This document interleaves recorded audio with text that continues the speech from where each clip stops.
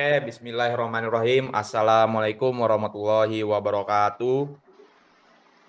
Di sini kami yang beranggotakan saya Muhammad Hafiz Zaini, Jason Gerald, dan Reza Zul F akan mempresentasikan atau menjelaskan lah terhadap studi kasus yang telah kami kerjakan. Oke, langsung saja ini di nomor satu. Itu tuh di tahun pertama itu ada initial cash flow. Yang pertama itu 11.600.000 itu untuk biaya mesin.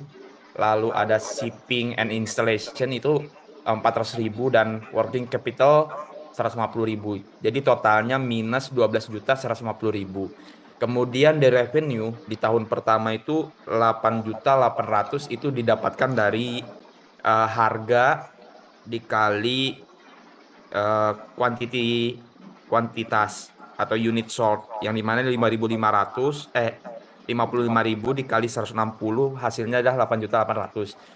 Kemudian ada variable cost. Variable cost ini adalah didapatkan dari 50% dari revenue atau pendapatan. Kemudian fixed cost-nya ini setiap tahun itu sebanyak 500.000 rupiah. Nah, kemudian di bawahnya itu depreciation itu 2.400.000 setiap tahunnya. Kemudian kita hitung total biaya yaitu variable cost ditambah fixed cost dan ditambah depresiasi itu sebesar 7.300.000 di tahun pertama dan seterusnya. Terus lalu masuk ke EBIT. EBIT ini didapatkan dari total biaya dikurangi revenue. Setelah EBIT lalu kita langsung ke tax karena di sini tidak ada bunga atau interest. Pajaknya itu sebesar 34%, yang dimana kalau langsung dikali itu 510.000 dari 1.500.000 ini, lalu dikurangi menjadi eh, earning after tax-nya itu 990.000. Terus ditambahkan lagi dengan depreciation yang di atas, dikembalikan sebesar 2.400.000, lalu ada penambahan working capital. Working capitalnya ini ditambahkan 10% dari revenue setiap tahunnya. Makanya di sini 880.000 dan tahun-tahun berikutnya berbeda. Nah, lalu total total di sini adalah 2.510.000. Lalu setelah itu dihitung sampai tahun kelima.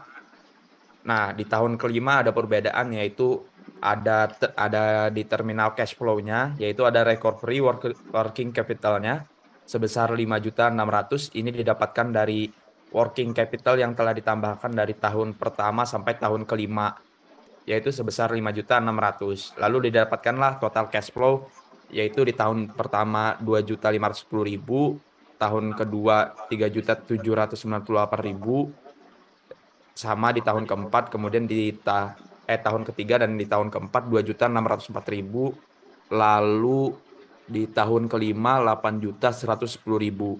Nah, dari situ kita bisa langsung menghitung present value-nya menggunakan rumus yang ada, didapatkan yaitu menjadi segitu 2.281.818 perak dan seterusnya. Nah, jika PV-nya sudah dihitung, lalu kita akan mencari NPV. NPV ini jumlah PV dari tahun pertama sampai ke tahun kelima, yang mana minus 12.150.000 ditambah dari tahun 1 sampai tahun kelima. Didapatkan sebanyak 2.999.815 perak. Lalu di sini kita langsung mencari PI-nya.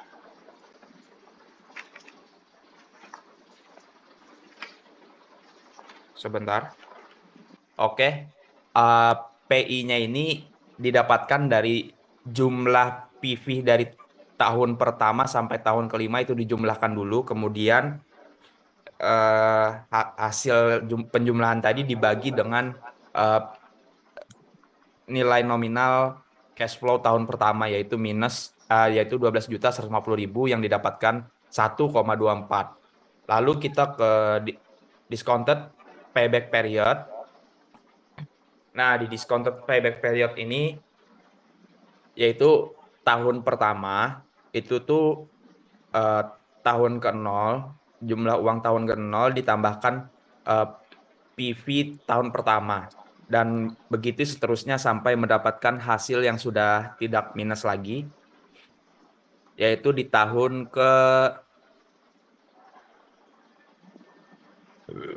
kelima. Nah, di tahun kelima itu sudah plus lebih. Lalu kita mencari plusnya itu dengan cara PV tahun kelima dibagi dengan jumlah uang di tahun keempat, yaitu 2.035.809 perak dibagi dengan 5.035.871 perak yang didapatkan hasilnya 0,404. Nah, terus kita jumlahkan tadi yang di tahun keempat dan tahun ditambahkan 0,4, dia didapatkan bahwa DPP-nya itu 4,4 tahun. Oke, selanjutnya dijelaskan oleh teman saya yaitu Jason Gerald. Oke, lanjut ke bawah lagi. Reza, tolong. Yang di nomor 2. Ini. Kita lanjut ke nomor 2 ya. Di sini tuh pertanyaannya itu kita disuruh ngitung EBIT, BP, DOL, DFL, dan DCL. Jadi yang diketahui itu ada kuantitinya itu ada 5.500 dan price-nya itu 400, fixed cost-nya 50.000, interest-nya itu 80.000, dan variable cost itu 1.265.000 yang didapat dari 5.500 yaitu volume sales dikali dengan 230 yaitu variable cost per unit. Dan ada tax 30% dan number share-nya 100.000. Yang pertama itu kita disuruh nyari EBIT dan di situ ada revenue yang didapat dari volume sales dikali price per unit. Jadi didapat 2.200.000. Dikurang dengan fixed cost 50.000 dan dikurang lagi dengan variable cost 1.265.000 dan EBIT-nya didapat itu 885.000. Selanjutnya mencari BEP. Rumus BEP itu fixed cost per price dikurang variable cost per unit, yaitu 50.000 per 400 dikurang 230.000 dan hasilnya itu ada 294 unit. Selanjutnya untuk mencari DOL atau Degree Operation Leverage, itu rumusnya itu 1 plus fixed cost per S. Fixed cost-nya itu ada 50.000 dan sales-nya itu ada 2.200.000. Jadi 50.000 dibagi 2.200.000 itu hasilnya 0,02 ditambah 1, jadi DOL-nya itu didapat 1,02. Selanjutnya DFL atau Degree Finance Leverage yang rumusnya itu EBIT per EBIT kurang interest. EBIT yang didapat tadi adalah 885.000 dibagi 885.000 dikurang 80.000. Jadi hasilnya itu 885.000 dibagi dengan 805.000, hasilnya itu DFL-nya 1,09. Selanjutnya DCL atau Degree Combined Leverage itu rumusnya DOL dikali DFL. Jadi kan DOL sama DFL udah kita dapat tadi yaitu 1,02 dikali 1,09 yaitu 1,11. Dan yang kedua itu ditanya ketika sales meningkat 10%, berapa persen peningkatan dari EBIT. Itu di bawah ada sales 2.200.000 dan yang T plus 1 ini kondisi di mana sales itu naik 10% ya. Jadi ditambahin 10% yaitu dapatnya 2.420.000 dan fixed cost variabelnya itu tetap dan fixed cost itu tetap langsung dikurang itu untuk mencari EBIT. Di tahun sebelumnya kan EBIT-nya itu 885.000 dan setelah salesnya naik 10%, EBIT-nya itu bertambah menjadi 1.105.000. Nah, itu tuh dari EBIT yang baru dengan EBIT yang lama itu mengalami kenaikan sebanyak 24,8%. Jadi jika sales dinaikkan 10%, maka EBIT akan naik 24,8%. Selanjutnya nomor 3 akan dijelaskan oleh Reza. Jadi di nomor 3 ini dikasih dua alternatif. Alternatif pertama itu dengan nambah pinjaman. Alternatif kedua itu menambah number of share-nya. Yang alternatif pertama, hasil IPS-nya itu 1,848. Alternatif kedua, IPS-nya itu 1,66.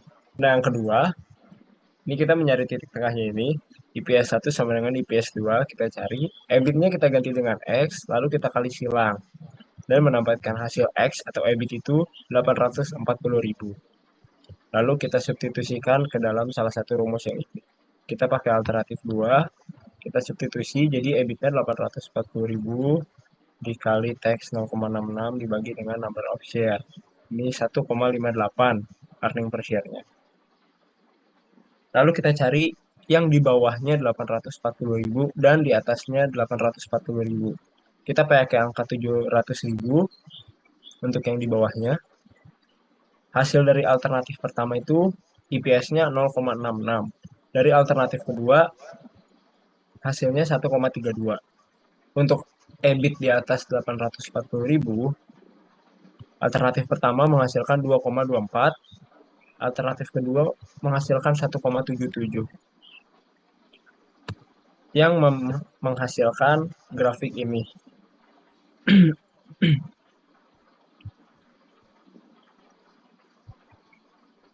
Yang ini adalah grafik alternatif pertama. Yang ini adalah alternatif grafik kedua. Yang memberikan kesimpulan, apabila EBIT-nya di bawah 840.000, maka opsi terbaik adalah alternatif kedua. Namun, jika EBIT sudah melebihi 840.000, alternatif pertama lebih baik daripada alternatif kedua. Oke, sekian dari kami. Wassalamualaikum warahmatullahi wabarakatuh.